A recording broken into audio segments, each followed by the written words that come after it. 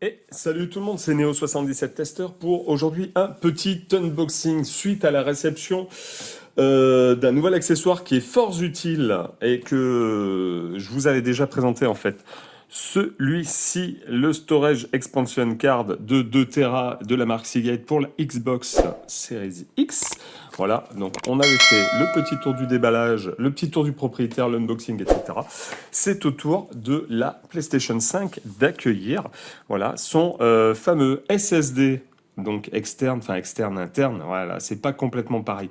Là, on va être obligé donc de démonter euh, un tout petit peu la PlayStation 5 pour qu'elle puisse accueillir ce support, ce stockage complémentaire de 2 terabits à une vitesse de 7000, enfin jusqu'à 7300 MO en lecture par seconde. Voilà, donc si vous en cherchez un, celui-là est officiel par rapport enfin comment dire, un support officiel de PlayStation. Donc, on va dire que celui-là, vous êtes sûr qu'il va avec votre PlayStation 5, mais il en existe d'autres qui ne sont pas forcément, voilà, où il n'y a pas forcément la marque PlayStation qui est avec et qui seront aussi compatibles. La première chose à vérifier, c'est que votre SSD en soit NVMe et pas en SATA en fait.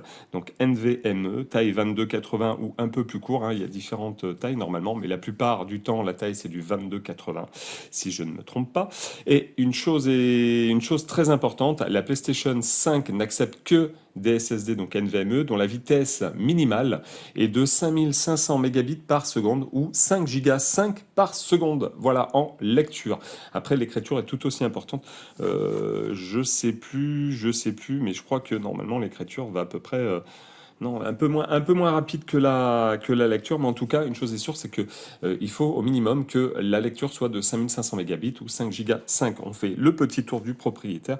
Nous avons un petit abonnement, j'ai l'impression, de 14 jours. Ouais, nous avons 14 jours d'essai au PlayStation Plus, donc c'est un petit cadeau de la marque Western Digital. Voilà. C'est un WD Black. La référence exacte, c'est le SN850p NVMe SSD. Game Drive Heatsink pour le dissipateur, Gaming Disk dissipateur, c'est marqué là. Voilà. La taille du stockage, donc 2 Teraoctets. Sur les côtés, on n'a pas, si on voit juste un petit peu ici, donc hop. Voilà, comme quoi c'est bien compatible avec la PlayStation. Voilà.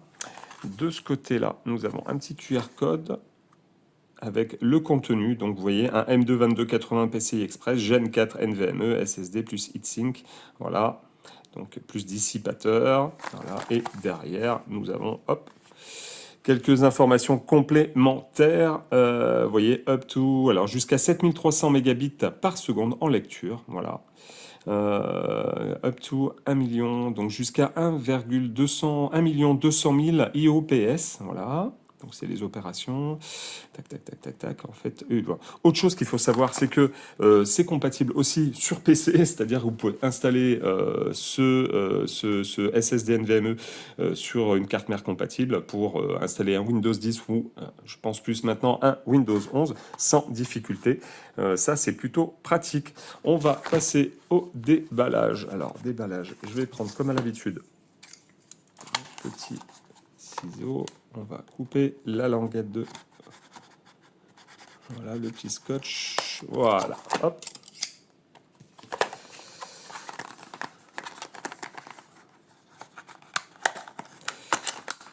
Est-ce que je vais tout déchirer ou pas? Non, ça c'est bon, ça c'est bon. Voilà, il n'y a rien d'autre dans la boîte. Non, ça, on peut mettre ça de côté. Voilà.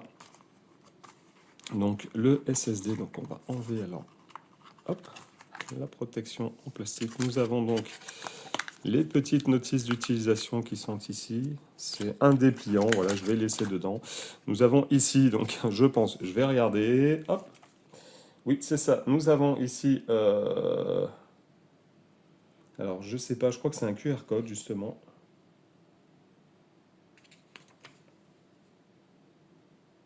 Ouais, c'est ça, c'est l'abonnement PlayStation Plus de 14 jours. Tac, on revient de ce côté-là. Donc nous avons ici le SSD qui est, voilà, avec son dissipateur, qui est tout noir. Donc on revoit la marque Western Digital, donc ouais, WD Black, donc officiel, voilà, PlayStation pour la PlayStation 5. Hop, il est assez lourd. Je pensais qu'il allait être un peu plus épais, mais quoique non. On voit bien, voilà, toutes les petites... Tac, alors on va essayer de... Je vais refaire le focus, voilà. Vous voyez qu'il y a des petites ailettes à l'intérieur. Je sais que quand je vais démonter la PlayStation 5, il y a le ventilateur qui est à côté. Est-ce que le ventilateur va refroidir un petit peu et que l'air va passer entre les ailettes? Peut-être, voilà. Donc de ce côté-là, nous avons les références et numéros de série, etc. Voilà, sur les côtés, des petits vis qui maintiennent le dissipateur. Donc, de toute façon, le SSD est tout vert ou tout noir? Non, il a l'air d'être noir aussi. Voilà.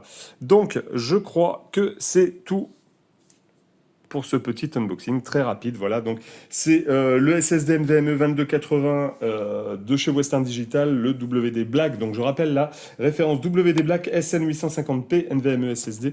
Donc si vous cherchez un SSD, vous pouvez chercher cette référence. Donc c'est une marque, voilà, et puis il est officiel, il marche officiellement avec la PlayStation. Donc ça, vous êtes sûr. Il y a aussi la marque Seagate, parce que regardez bien, pour la Series X, j'avais pris le SSD de chez Seagate. Là, j'ai voulu changer justement. Il y avait aussi la même marque, enfin Seagate aussi pour le SSD pour la PlayStation 5 qui est certifié PlayStation 5. Je voulais changer pour voir un petit peu. Après, il n'y aura pas une grosse différence, je pense. Mais n'oubliez pas, je le répète, il y a aussi d'autres marques de SSD qui sont compatibles. Il faut juste que ça soit un NVMe en SSD et pas un SATA. Voilà, c'est-à-dire que ici normalement vous avez une petite fente là, et si vous avez une autre petite fente là, c'est pas bon, ça sera pas compatible avec. Vous n'êtes pas obligé non plus de le prendre avec un dissipateur, même si c'est conseillé pour le refroidissement. Voilà. Et vous avez d'autres marques de SSD qui sont compatibles PlayStation 5 du moment que la vitesse de lecture est supérieure ou égale à 5500 mégabits par seconde ou 5 gigas 5 par seconde. Voilà.